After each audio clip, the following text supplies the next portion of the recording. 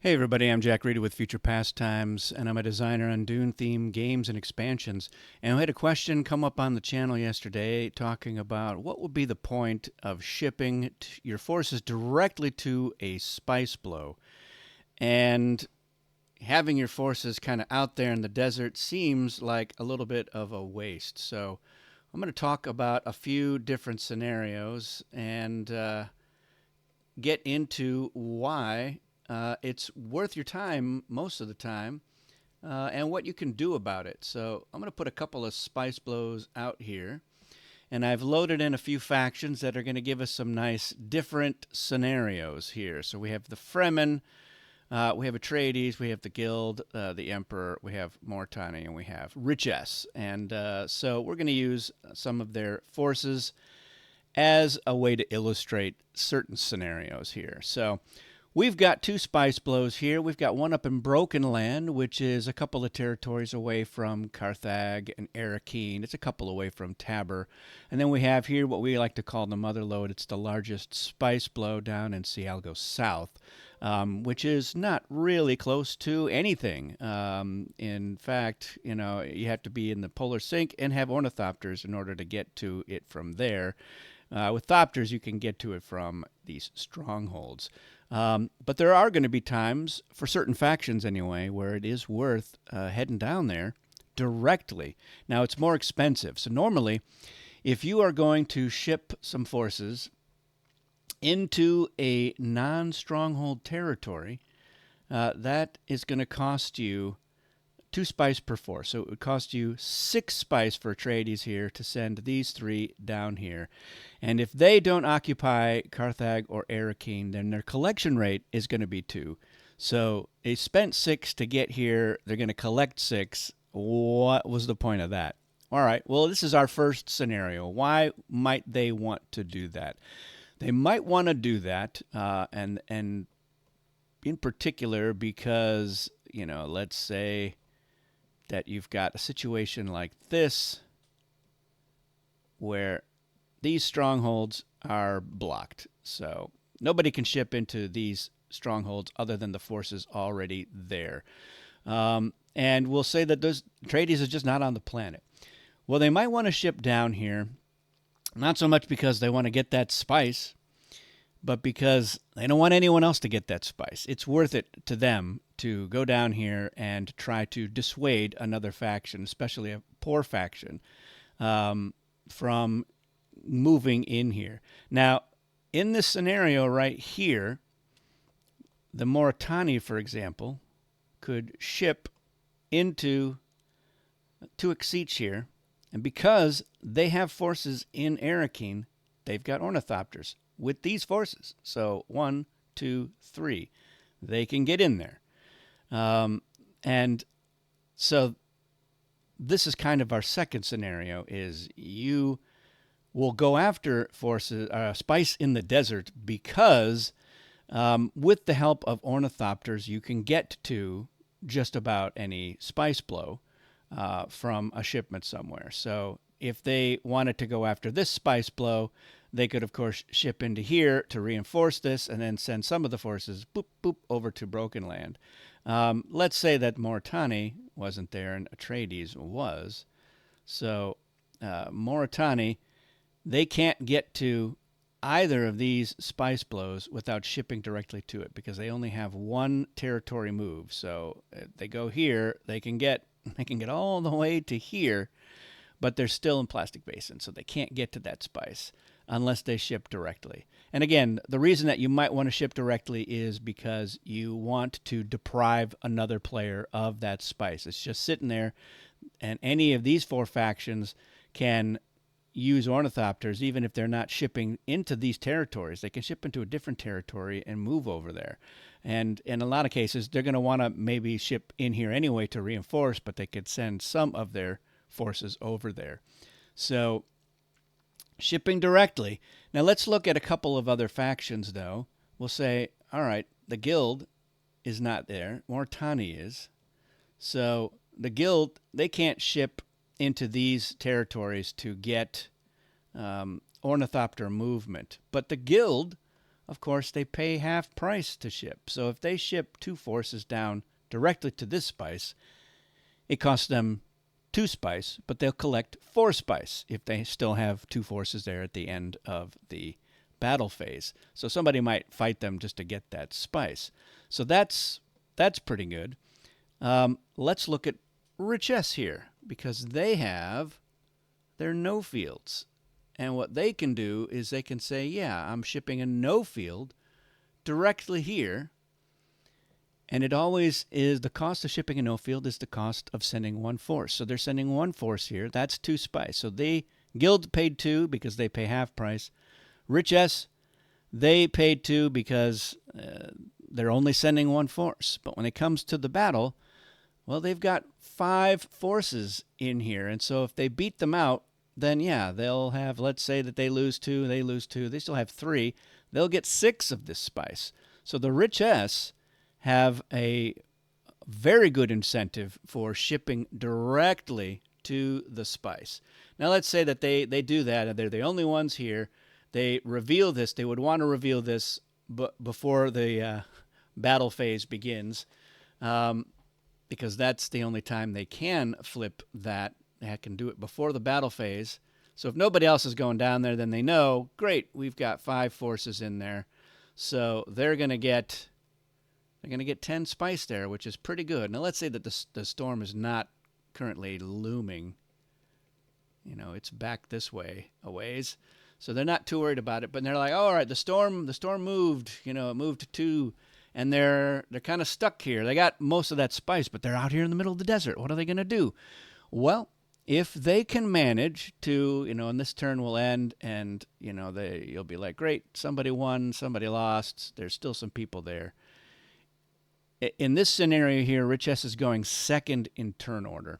So there's an excellent chance that they could ship into one of these territories. And let's say they say, yeah, I'm just going to ship the 1. Or actually, even better yet, since they've already used that 5, they say, we're going to ship, they're not going to say this, but say to themselves, we're going to ship this 0 token right here. So a couple of things happen. 1, they've blocked the stronghold, unless the Emperor moves out on their turn, but they're going last, so nobody's going to be able to take advantage of it if they do. So they blocked the stronghold for anybody that is thinking about going in there. And they have Ornithopters. Now, even though this is a 0 no field, which means there's nobody in it, but nobody knows that, and it's treated as if there's 1 force there. So now they've got Ornithopters, and they might say, you know what, we're going to leave 1 guy here to get the last 2 spice, because they collected 10 of that. But now they've got Ornithopter, so they're going to go 1, 2, 3 over here into Tuix. Or they could go up here to the Polar Sink, which is a nice central location. They can get to these 4 strongholds with the help of Ornithopters. So if they ended up later on with forces in Arakeen, they could reinforce them with these guys here. And then what happens is, right before the battle phase, they can reveal this and say, haha, there's nobody there, so I don't have to fight. I'm not risking my leader. And I've got that out in front, which gives me my 5 no field, which would be behind my screen here, so that I can ship 5 forces on the next turn. So, and I could have brought everybody out, but I'm like, you know what, that's 2 spice, I might as well get it. I got 2 free revival, so if that guy gets killed by the storm or by a worm, I can get him back, so that's not a big deal. So that is another thing. You got to remember that the presence of Ornithopters is applicable to all of your forces. You don't have to ship into here and then you must move those guys 3 territories. You can move any of your forces 3 territories. So in a different situation, let's say that Richess had their forces there and they didn't want to use a no field. They could have just shipped 1 in there. They're going to be in a battle, but what they might do is they might say, hey, Emperor, I'm going early. How about I move into Carthage and I throw the fight to you? They're willing to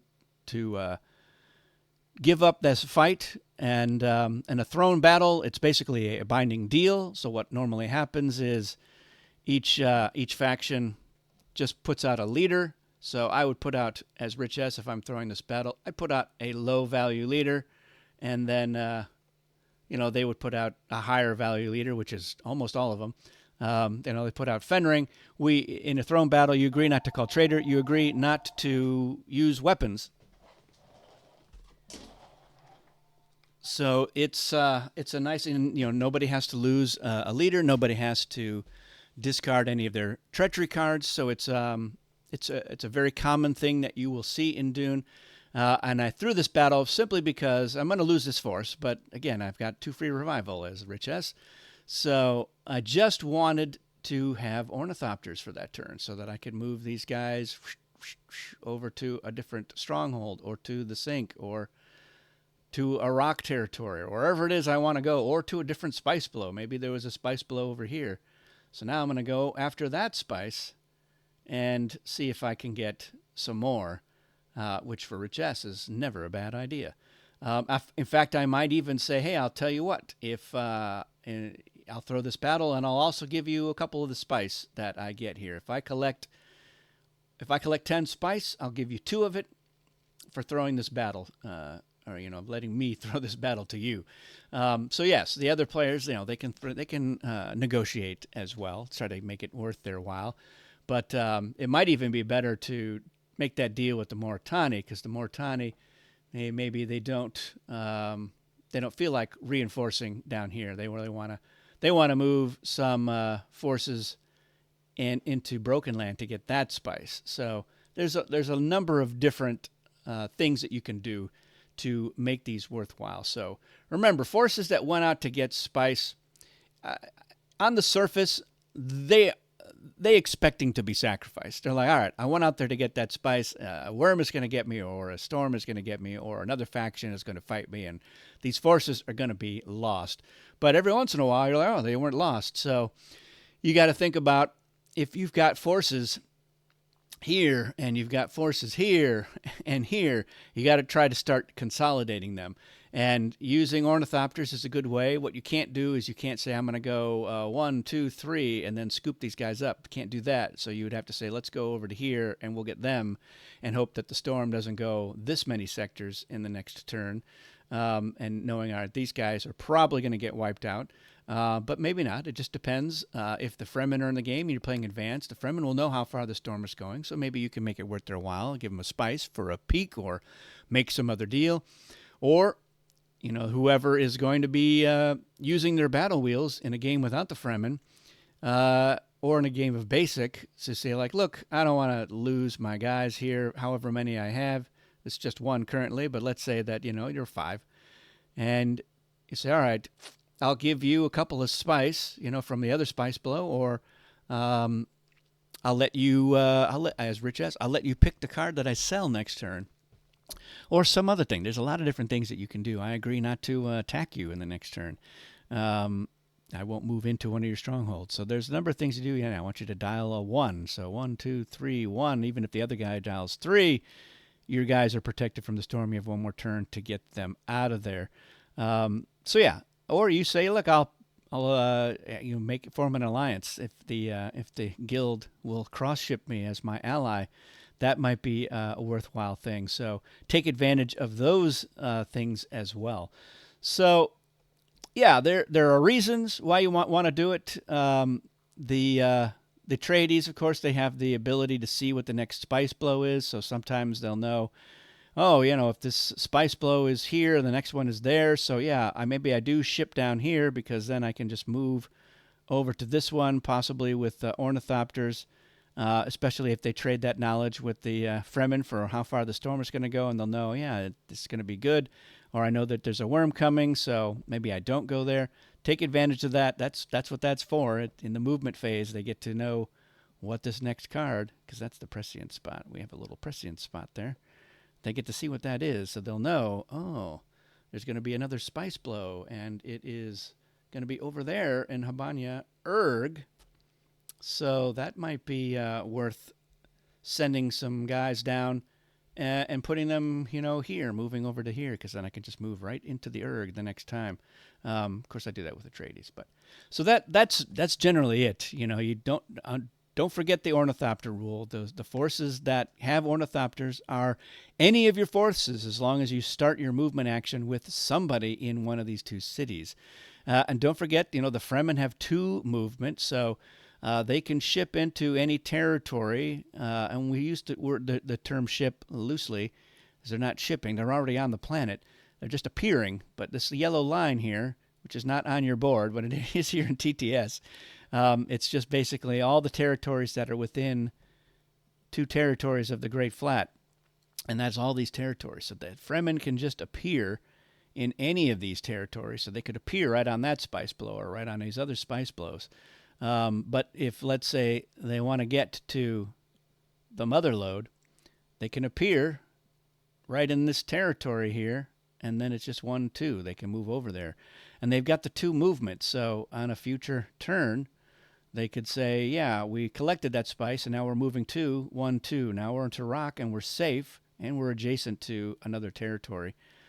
For a stronghold, they're also within 2 of a number of spice blows. So if that storm moves again, and you say, all right, we get a spice blow here or here or here or here, they can get to those spice blows. They can also get to the polar sink from here. So don't underestimate the Fremen. They seem like they're slow, and they can only appear on half of the board. But from here, they can get to most of the board with their 2 movement. Not all of it. Certain in this area is up in here, a little bit harder for them to get to. But again, Fremen can also get Ornithopters. So if they start their movement in one of these 2 cities, then their other forces can move 3. So that applies to anybody. So there you have it. That is it. If you still have some questions about this, let me know in the comments, and we will do our best to respond to those. But yeah, the spice is central, and it's not always about getting the spice for yourself. It's preventing the others from getting the spice. The Fremen should definitely go after spice. They only need it to buy treachery cards. And sometimes a Fremen who starts with a good treachery card, they're like, yeah, there's no pressure for me. But they should be depriving everybody of spice, just like in the book and the movie. They want to grind spice production to a halt and have all of the spice, because then other people, they can't buy cards, they can't ship, they can't revive as effectively, they can't make very good deals a lot of the times. And if you're doing advanced combat, they need that spice to spice style, which you also don't need it for. So there you have it. That is it for this one, everyone. Thanks for watching, and we'll see you again soon.